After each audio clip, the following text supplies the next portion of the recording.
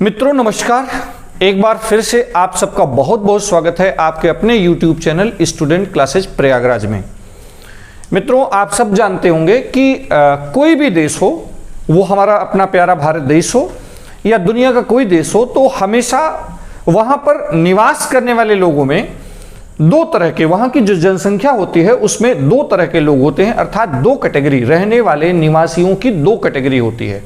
और आप जानते हैं कि राज्य में जनसंख्या एक महत्वपूर्ण तत्व है। तो जनसंख्या की दो कैटेगरी होती है, एक तो उसके नागरिक और दूसरा अनागरिक अर्थात विदेशी। तो जो नागरिक होते हैं उनके पास सिविल और पॉलिटिकल राइट्स होते हैं। इन दोनों में से नागरिक देश के पूर्ण सदस्य होते हैं और देश के प्रति उनकी पूर्ण आस्था होती है। लेकिन अनागरिक या विदेशी ये दो वर्गों में होते हैं। अनागरिक या विदेशी के दो वर्ग होते हैं, एक तो विदेशी मित्र देश के नागरिक और दूसरा विदेशी शत्रु देश के नागरिक। तो जो विदेशी शत्रु देश के नागरिक होते हैं उनके पास जो मित्र देश के नागरिक होते हैं उनसे कम राइट होते हैं। तो आप बात समझ रहे होंगे। आज हम लोग बात करने वाले हैं भारत में संविधान में नागरिकता संबंधी प्रावधान पर। जी हाँ, आप बिल्कुल सही समझ रहे हैं। आज हम लोग बात करेंगे भारत के संविधान के पार्ट 2 नागरिकता, जो भारत के संविधान के अनुच्छेद 5 से 11 के बीच में प्रावधानित है। तो यहाँ एक बात क्लियर हो गई कि नागरिकता संबंधी प्रावधान भारत के संविधान के भाग 2 में और अनुच्छेद 5 से 11 के बीच में दिया गया है।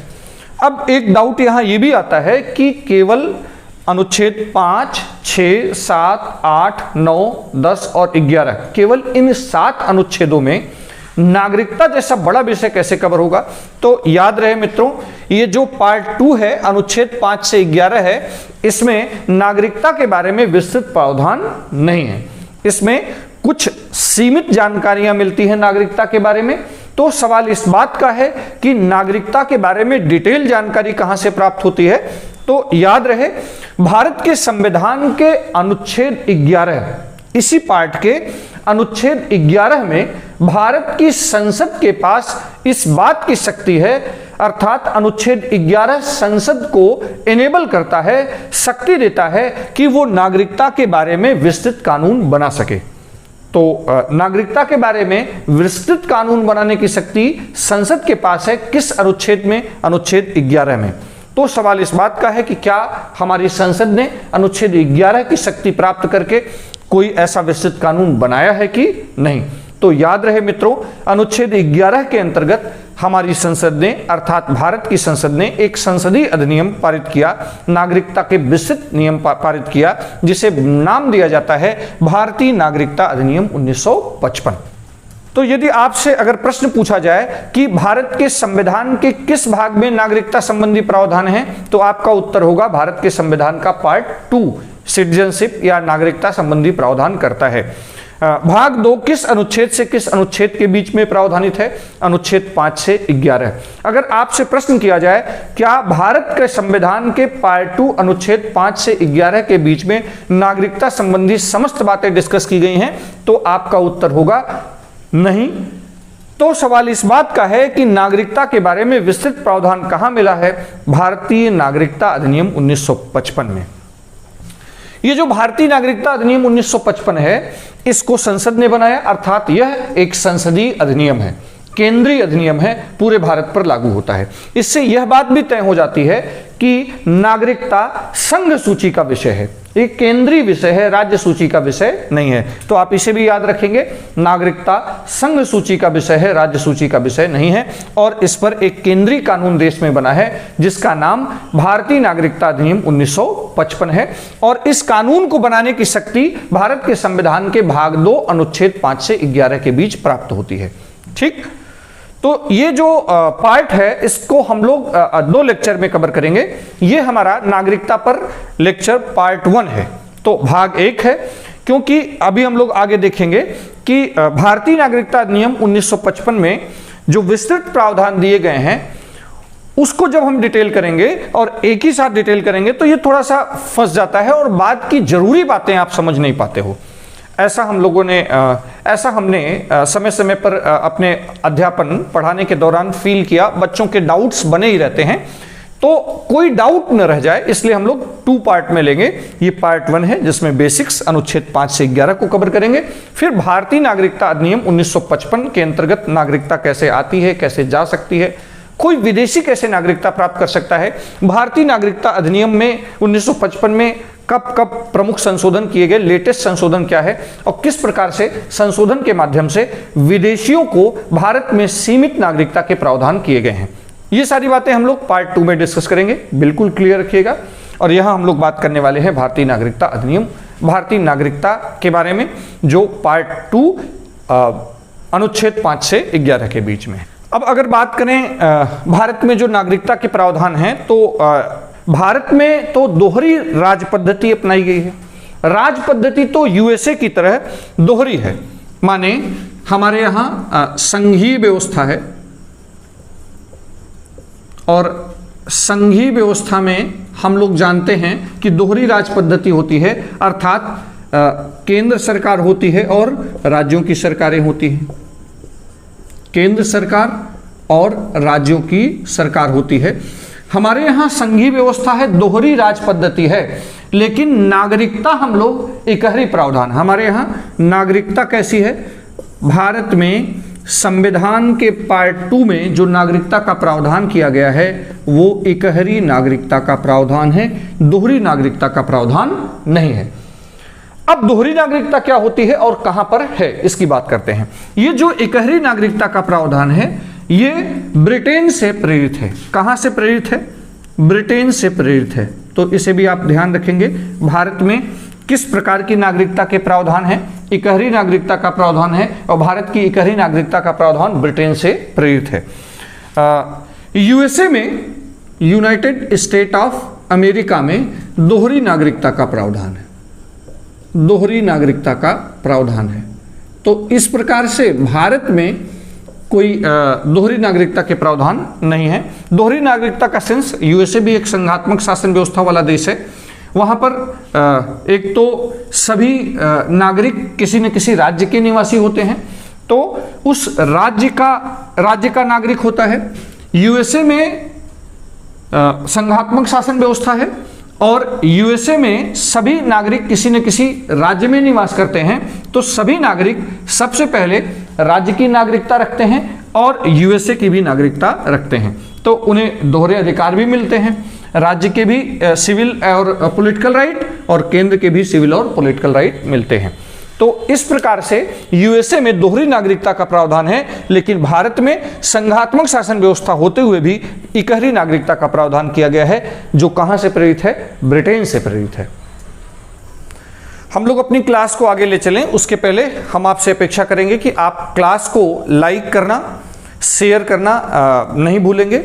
आप अपने इष्ट मित्र जो भी कंपटीशन की दुनिया में हैं, एक बार अपने इस चैनल को सजेस्ट जरूर करेंगे। और आप जानते हैं आपके चैनल की खास बात है, खास ट्रेनिटी प्रोग्राम चल रहा है यहाँ पर। यूट्यूब की दुनिया में अपने आप में एक इकलौता चैनल है जिसमें क्या खूबी है कि इसके प्रत्येक वीडियो के डिस्क्रिप्शन बॉक्स में एक लिंक लगा हुआ है जो वीडियो पर आधारित क्वेश्चन प्रोवाइड करता है। अर्थात आप प्रैक्टिस, लेक्चर के बाद प्रैक्टिस प्राप्त करते हैं और वहां से तुरंत आप अपना नंबर भी जान सकते हैं और 100 मूल्यांकन भी कर सकते हैं। इसके अलावा आपके चैनल के ज्वाइन बटन के माध्यम से 2 प्रोग्राम चल रहे हैं। एक तो यूपीएसआई के छात्रों के लिए मूल विधि की क्लास चल रही है और दूसरा एक प्रैक्टिस बैच 6000 प्लस प्रश्नों का एक प्रैक्टिस बैच हम लेकर के आए हैं, जिसमें जीएस, मैथ और रीजनिंग के 6000 मॉडल क्वेश्चंस को लेकर के आए हैं।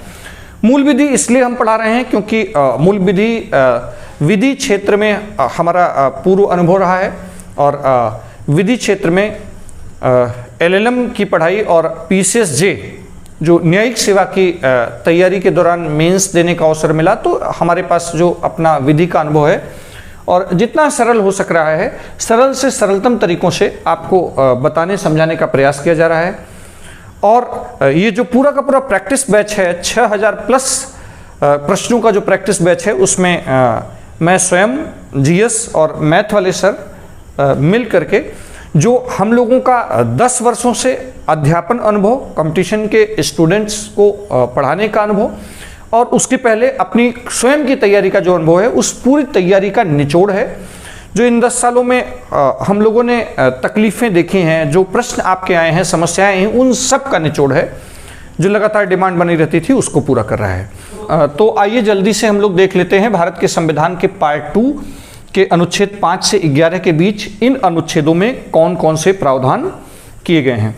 तो अनुच्छेद 5 अगर सिंपली हम लोग देखें मोटे तौर पर कि अनुच्छेद 5 में क्या है, 6 में क्या है, 7 में क्या है, तो एक मोटे तौर पर आपको इस बात की जानकारी होनी चाहिए। तो देखिए अनुच्छेद 5 में है संविधान लागू होने के समय नागरिकता। अनुच्छेद 5 को भी हम लोग डिटेल करेंगे लेकिन मार्जिनल नोट एक मोटे तौर पर आपको पता होना चाहिए। अनुच्छेद 5 में संविधान के लागू होने पर भारत में कौन नागरिक माना जाएगा इस बारे में प्रावधान करता है। अनुच्छेद 6 कहता है पाकिस्तान से भारत को प्रव्रजन करने वाले कुछ व्यक्तियों के नागरिकता के अधिकार। तो भारत और पाकिस्तान का विभाजन चल रहा था, आज़ादी के समय संविधान निर्माण हो रहा था। उस समय भारत कुछ लोग पाकिस्तान से भारत की ओर आ रहे थे तो उनके नागरिकता के बारे में प्रावधान, तो ये करंट इशू था, इसके बारे में संविधान में तुरंत डिस्कस कर दिया गया। तो अनुच्छेद 6 बताता है कि पाकिस्तान से भारत की ओर प्रव्रजन करने वाले कुछ व्यक्तियों के नागरिकता के अधिकार कैसे होंगे। फिर अनुच्छेद 7 बताता है कि पाकिस्तान को प्रव्रजन करने वाले कुछ व्यक्तियों के नागरिकता के अधिकार। कुछ ऐसे भी लोग थे जो भारत से पाकिस्तान की ओर गए थे। तो देखो 6 और 7 में अंतर समझे रहना, यहाँ लोग थोड़ा सा डिस्टर्ब होते हैं तो कंफ्यूजन होता है। पाकिस्तान से भारत आने वाले कुछ व्यक्तियों के नागरिकता के अधिकार के बारे में प्रावधान 6 में, और पाकिस्तान को माने पाकिस्तान की ओर, भारत से पाकिस्तान की ओर प्रव्रजन करने वाले कुछ लोगों के नागरिकता के अधिकार संबंधी प्रावधान 7 में। अनुच्छेद 8 कहता है कि भारत के बाहर रहने वाले भारतीय उद्भव के कुछ व्यक्तियों के नागरिकता के अधिकार। अनुच्छेद 8 में भारत से बाहर रहने वाले भारतीय उद्भव के, भारतीय मूल के कुछ व्यक्तियों को नागरिकता संबंधी अधिकार। 2000 के बाद, वर्ष 2000 के बाद भारतीय नागरिकता अधिनियम में इस प्रकार के कमेटी बनी, संशोधन हुए और फिर भारतीय मूल के उद्भव के विदेश में रहने वाले कुछ लोगों को सीमित नागरिकता जो दी गई है उसके बारे में प्रावधान हम लोग पार्ट 2 में करेंगे, ठीक। तो लेकिन आपको ये पता रहे कि 8 में क्या है। 8 में है भारत के बाहर रहने वाले भारतीय मूल के, माने भारतीय उद्भव जिनका है, ऐसे लोगों को जो विदेशों में रहते हैं कुछ सीमित अधिकार दिए गए हैं, उनके बारे में प्रावधान है। अनुच्छेद 9 कहता है, ये थोड़ा सा ऑटोमेटिक प्लान है, काफी मजबूत अनुच्छेद है। विदेशी राज्य की नागरिकता स्वेच्छा से अर्जित करने वाले भारतीय नागरिक के नागरिकता का लोप। तो अनुच्छेद 9 से एक बात पता चलता है। तो अगर देखा जाए तो अनुच्छेद 5 से 8 तक, अनुच्छेद 5 से 8 तक आपको क्या मिलेगा, राइट्स, नागरिकों के अधिकार। अनुच्छेद 9 में यह बताया गया है कि किस प्रकार से नागरिकता का समाप्त हो सकता है। तो एक तरीका बताया गया है। 1955 में हम और देखेंगे कि नागरिकता कैसे समाप्त हो सकती है, लेकिन इस पार्ट में एक साफ साफ बता दिया गया है कि भारतीय नागरिकता, यदि कोई भारतीय नागरिक किसी विदेशी देश की, किसी दूसरे देश की नागरिकता स्वेच्छा ग्रहण कर लेता है तो ऑटोमेटिक, स्वतः कुछ करने की जरूरत नहीं है, भारत की नागरिकता स्वतः समाप्त हो जाती है। तो 9 अनुच्छेद 10 में लिखा है नागरिकता के अधिकारों का बना रहना। 10 में क्या लिखा है, नागरिकता के अधिकारों का बना रहना। तो यहाँ ये बताया गया है कि किस प्रकार से नागरिकता के अधिकार बने रहेंगे। इसमें बताया गया है कि नागरिकता के अधिकार को हमेशा बने रहेंगे, सिर्फ और सिर्फ संसद के द्वारा विधि बनाकर ही इसे समाप्त किया जाता है और कोई दूसरा तरीका नहीं है। और अनुच्छेद 11 में संसद द्वारा नागरिकता के अधिकार का विधि द्वारा विनियमन किया जाना। अभी इस पर पीछे भी चर्चा हुई कि अनुच्छेद 11 संसद को पावर देता है कि वो भारत में नागरिकता के बारे में विस्तृत कानून बना सके, अर्थात नागरिकता को विनियमित कर सके, उससे रिलेटेड जो कानून की आवश्यकता है उसे बना सके। और उसके अंतर्गत भारतीय नागरिकता अधिनियम 1955 संसद ने पारित किया है, ठीक। तो ये 5, 6, 7, 8, 9, 10, 11 ये अनुच्छेद, ये जरूरी अनुच्छेद, इन अनुच्छेदों में क्या है ये आपको पता होना चाहिए। तो आइए जल्दी से हम लोग देख लेते हैं 5, 6, 7 इन अनुच्छेदों को डिटेल कर लेते हैं। ठीक, तो सबसे पहले अनुच्छेद 5 को देखते हैं। अभी पीछे मार्जिनल नोट से हम लोग कंफर्म करके आए हैं कि अनुच्छेद 5 में क्या बताया गया है। संविधान के प्रारंभ होने पर, माने भारत का संविधान कब प्रारंभ हुआ, जल्दी से कमेंट बॉक्स में आप आंसर करें। भारत का संविधान कब प्रारंभ हुआ, कमेंट बॉक्स में आप आंसर करें फटाक से। भारत के संविधान के प्रारंभ पर कौन नागरिक समझा जाएगा, इसके बारे में प्रावधान कहां बताया गया है, अनुच्छेद 5 में। और अनुच्छेद 5 में देखिए साफ साफ लिखा है कि अनुच्छेद 5 के अनुसार संविधान के प्रारंभ पर ऐसा प्रत्येक व्यक्ति भारत का नागरिक होगा जिसका भारत में निवास है।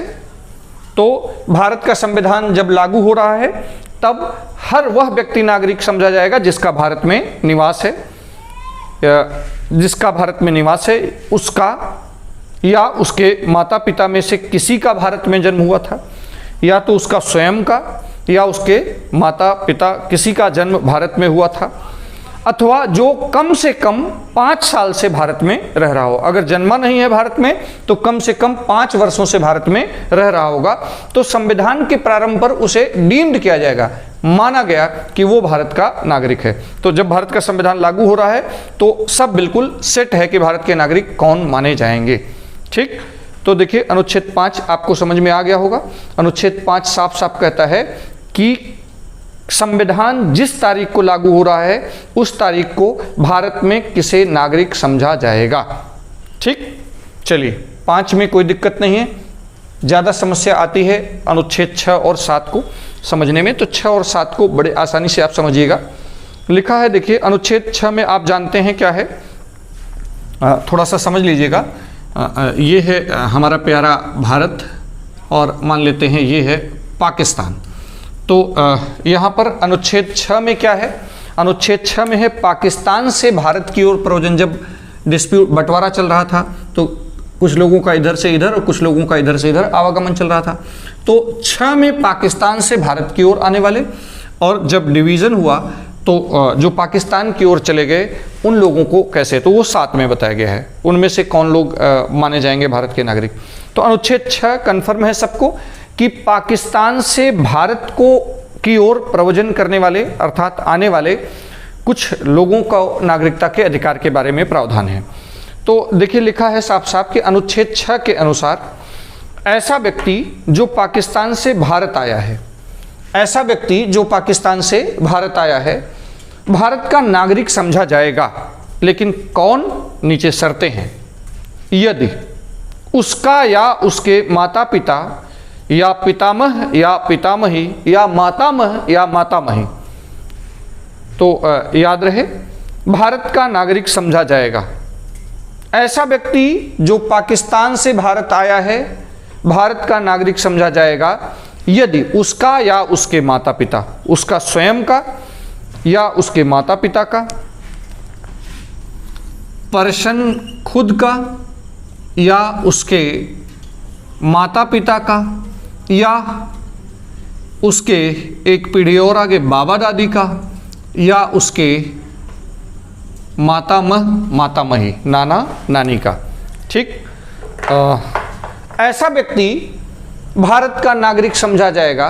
पाकिस्तान से भारत की ओर प्रव्रजन करने वाला ऐसा व्यक्ति भारत का नागरिक समझा जाएगा यदि उसका, माने ये पर्सन स्वयं या उसके माता पिता या उसके बाबा दादी या उसके मातामह या मातामही में से किसी का जन्म अविभाजित भारत में हुआ हो। ठीक, तो अगर ऐसी कंडीशन है तो क्या माना जाएगा, वो भारत का नागरिक समझा जाएगा। दूसरा, या तो वह 16 जुलाई 1948 से पहले, याद रहे ये डेडलाइन आप याद रखेंगे, 19 जुलाई 1948 से पहले भारत आकर सामान्यतया रह रहा हो। अगर जन्म उन्म नहीं हुआ है तो जो आज भारत है उस एरिया में 19 जुलाई 1948 से पहले भारत रह रहा हो और उसके पश्चात आया हो, या अगर उसके पश्चात आया है किंतु संविधान लागू होने के पहले भारतीय नागरिकता के रूप में पंजीकरण करा लिया है। तो 19 जुलाई 1948, देखिए एक कट ऑफ है 19 जुलाई 1948। या तो 19 जुलाई 1948 से पहले भारत आकर के ये पर्सन क्या कर रहा है, सामान्य निवास कर रहा है, या अगर इसके बाद आया है तो भारत का संविधान लागू होने से पहले, भारत का संविधान लागू होने से पहले क्या करा ले, भारत की नागरिकता के रूप में पंजीकरण करा ले, तब वो क्या माना जाएगा, भारत का नागरिक माना जाएगा। तो अनुच्छेद 6 अच्छे से समझने का प्रयास करिएगा। यहाँ पर थोड़ा डिस्प्यूट माने लोग समझ कम पाते हैं। कह रहा है कि अनुच्छेद 6 सीधी सी बात है कि पाकिस्तान से भारत की ओर प्रव्रजन करने वाले नागरिकों के बारे में प्रावधान है। ऐसा व्यक्ति जो पाकिस्तान से भारत आया है भारत का नागरिक समझा जाएगा। नंबर 1, यदि उसका या उस पर्सन का या उसके माता पिता का या उसके बाबा दादी या नाना नानी इनमें से किसी का जन्म अविभाजित भारत में हुआ है तो क्या मान लिया जाएगा कि वह भारत का नागरिक है। या अगर वह 19 जुलाई 1948 से पहले भारत आकर भारत में सामान्य निवास कर रहा है, जन्मोन्म भारत में, अविभाजित भारत में नहीं हुआ है, तो भी वो मान लिया जाएगा कि वो भारत का नागरिक है। यदि 19 जुलाई 1948 के बाद आया है तब भारत का संविधान लागू होने से पहले उसने भारत में पंजीकरण, नागरिकता के रूप में अपना पंजीकरण करा करके नागरिकता हासिल कर ली है, तब वो क्या माना जाएगा कि अनुच्छेद 6 के अंतर्गत भारत का नागरिक है। तो मेरे ख्याल से अनुच्छेद 6 आपको समझ में आ गया होगा। अब बढ़ते हैं हम लोग अनुच्छेद 7। अनुच्छेद 7 जानते हैं पाकिस्तान को प्रव्रजन करने वाले कुछ व्यक्तियों के नागरिकता के अधिकार हैं, माने भारत से पाकिस्तान की ओर जो प्रव्रजन किए उनके नागरिकता के बारे में बात कर रहा है। ठीक, चलिए इसे हम हटाते हैं और अब बात करते हैं अनुच्छेद 7 की। 6 और 7 में काफ़ी ज़्यादा अंतर नहीं है, थोड़ा समझने में फेर हो जाता है, तो उसको थोड़ा सा अच्छे से पकड़ के चलना चाहिए। अनुच्छेद 7 कह रहा है, अनुच्छेद 7 के अनुसार यदि कोई व्यक्ति 1 मार्च 1947 के बाद, देखिए यहाँ पर कट ऑफ डेट क्या है, 1 मार्च 1947 और इसके अनुच्छेद 6 में 19 जुलाई 1948। यदि कोई व्यक्ति 1 मार्च 1947 के बाद ऐसे भारतीय राज्य क्षेत्र में जो इस समय पाकिस्तान के अंतर्गत है चला गया हो तो उसकी भारतीय नागरिकता समाप्त हो जाएगी, किंतु यदि वह किसी ऐसी अनुज्ञा के द्वारा पुनः भारत लौट आया हो तो उसे पुनर्वास या अस्थायी रूप से लौटने के लिए किसी विधि के अधीन दी गई हो तो उसके संबंध में यह माना जाएगा कि उसने 19 जुलाई 1948 के पश्चात भारत में प्रव्रजन किया है और वह अनुच्छेद 6 के अनुसार नागरिकता प्राप्त कर सकता है। तो देखिए यहाँ पर अनुच्छेद 7 साफ साफ कहता है, ये मान लेते हैं हम लोगों का अपना प्यारा भारत है और ये प्यारा भारत ऐसे हुआ करता था। ठीक, मान लेते हैं कि X यहाँ निवास करता था, ये अविभाजित भारत था, ये पूरा का पूरा भारत था। लेकिन फिर क्या होता है, विभाजन होता है भारत और पाकिस्तान का। तो ये कहाँ रह रहा था, अविभाजित भारत में, लेकिन भारत का राज्य क्षेत्र किधर चला गया।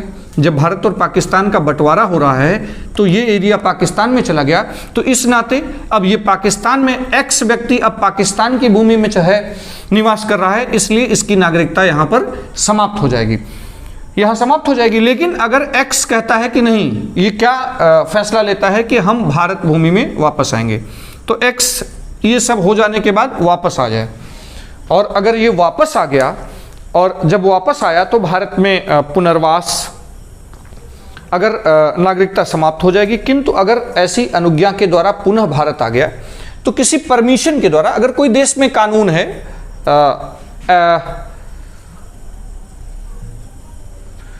यदि मान लेते हैं भारत में ऐसे लोगों के लिए जो लोग इधर आना चाहते थे, देश में ऐसा कोई पुनर्वास और अस्थायी रूप से बसाने के लिए, देश में ले आने के लिए ऐसा कोई कानून है, उसके अंतर्गत ये व्यक्ति परमिशन लेकर के भारत में आ रहा है और बस जा रहा है, तो क्या माना जाएगा, भले चाहे जब आया हो, बाद में ही आया हो, 1 मार्च 1947 के बाद ये सब हुआ था लेकिन आया है, तो क्या माना जाएगा, अनुच्छेद 6 के अंतर्गत माना जाएगा कि जैसे ये 19 जुलाई 1948 से पहले आया, ये डीम्ड किया जाएगा। और फिर अनुच्छेद 6 में जैसे क्या मिलता है, नागरिकता मिलती है, वैसे ही इसको भी नागरिकता मिल जाएगी। तो अगर देखा जाए तो बाद में अनुच्छेद 6 भी यहां ही अप्लाई, अनुच्छेद 6 ही यहां भी अप्लाई होता है। तो एक बार रुक करके आप समझ लेंगे अनुच्छेद 6 और 7 में। अनुच्छेद 6 कैसे लोगों के लिए है? अनुच्छेद 6 ऐसे लोगों के लिए है जो पाकिस्तान से भारत की ओर प्रव्रजन किए, है ना। और ये किसके लिए है? पाकिस्तान को जाने वाले और फिर पाकिस्तान से भारत की ओर प्रव्रजन करने वाले लोगों के लिए है। तो दोनों में ये अंतर है। यहाँ भी अनुच्छेद 6 अप्लाई होता है, तभी जाकर के नागरिकता मिलेगी। अनुच्छेद 7 में अविभाजित भारत में रह रहा व्यक्ति भारत और पाकिस्तान बन जाने के बाद यह एक्स नाम का व्यक्ति पाकिस्तान के एरिया में चला गया, लेकिन इसने फैसला लिया कि हम किधर रहेंगे। अगर ऐसी पोजीशन हुई तो इसकी नागरिकता यहीं समाप्त हो जा रही है, भारत की नागरिकता समाप्त। और अब अगर इसने फैसला लिया, देश में कोई कानून है इस तरफ आने का, परमिशन लेकर के यहाँ आया और यहाँ आया, तो अनुच्छेद 6 के अंतर्गत, जैसे अनुच्छेद 6 में नागरिकता मिलती है पंजीकरण द्वारा, सामान्य निवास द्वारा, क्या होगा, इसे भी नागरिकता मिल जाएगी। ठीक, तो ये बात तो थी किसकी? 7 की। तो अनुच्छेद 6 और 7 में अंतर बनाए रखिएगा। अब हम लोग देखते हैं अनुच्छेद 8 में कौन से प्रावधान है। ठीक, अनुच्छेद 8 की अगर बात करोगे तो उसमें लिखा है भारत से बाहर रहने वाले भारतीय उद्भव के कुछ व्यक्तियों की नागरिकता के संबंध में प्रावधान। तो अभी हम लोगों ने पीछे भी बात किया कि अनुच्छेद 8 के अंतर्गत ही भारतीय मूल के लोगों को कुछ सीमित अधिकार दिए जा रहे हैं, जैसे NRI और OCI, overseas citizens of India. ये सारे जो प्रावधान हैं इसको हम लोग पार्ट 2 में देखेंगे। 8 में इतना आज जान लें कि भारत के बाहर रहने वाले भारतीय मूल के, भारतीय उद्भव के लोगों को नागरिकता के अधिकार संबंधी प्रावधान हैं। इसको हम लोग पार्ट 2 में डिटेल करेंगे। अनुच्छेद 9 पर चर्चा हुई, ये तो एक ऑटोमेटिक प्लान है। इस पार्ट में केवल एक अनुच्छेद 9 ऐसा है जो ये बताता है कि भारत की नागरिकता कैसे समाप्त हो सकती है। 1955 में भारतीय नागरिकता अधिनियम 1955 के अंतर्गत नागरिकता समाप्त होने के और भी कारण बताए गए हैं, लेकिन एक स्पष्ट कारण यहां बता दिया गया है कि यदि कोई भारतीय नागरिक स्वेच्छा किसी विदेशी राज्य की नागरिकता ग्रहण करता है, यहां स्वेच्छा शब्द ध्यान रखिएगा, विदेशी नागरिकता ग्रहण करता है तो उसकी नागरिकता स्वतः समाप्त हो जाएगी। ये ऑटोमेटिक है, यहाँ पर किसी प्रकार का ऑर्डर या किसी प्रकार के आदेश की आवश्यकता नहीं है। अभी हम लोग पार्ट 2 में और भी दूसरे प्रावधान देखेंगे कि किस प्रकार से नागरिकता समाप्त हो सकती है। अनुच्छेद 10 में बताया गया है कि किसी व्यक्ति की नागरिकता विधि के उपबंधों के अधीन सिर्फ संसदीय विधि द्वारा ही ली जा सकेगी, अन्यथा किसी प्रकार से नहीं ली जा सकेगी। तो अनुच्छेद 10 कहता है नागरिकता संबंधी अधिकारों का बना रहना।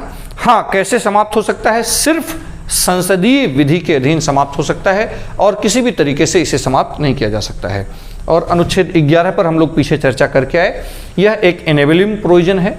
यह संसद को शक्ति देता है और संसद इस शक्ति को, माने इस पूरे पार्ट को विनियमित करने के लिए संसद को शक्ति देता है और संसद ने इस शक्ति का प्रयोग करते हुए भारतीय नागरिकता अधिनियम 1955 को बनाया है। और यह 1955 एक डिटेल्ड कानून है। भारतीय नागरिकता अधिनियम 1955 भारत के नागरिकता के बारे में एक डिटेल्ड प्रावधान है।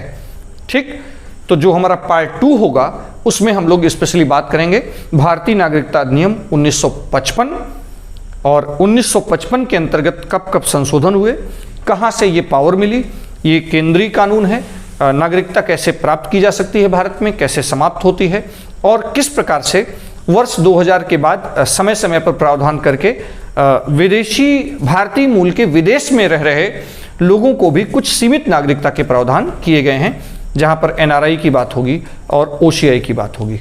ठीक, तो नागरिकता वाले पार्ट में आज इतना ही। इससे आगे की कहानी हम लोग समझेंगे पार्ट 2 में। तब तक के लिए दीजिए इजाजत। धन्यवाद।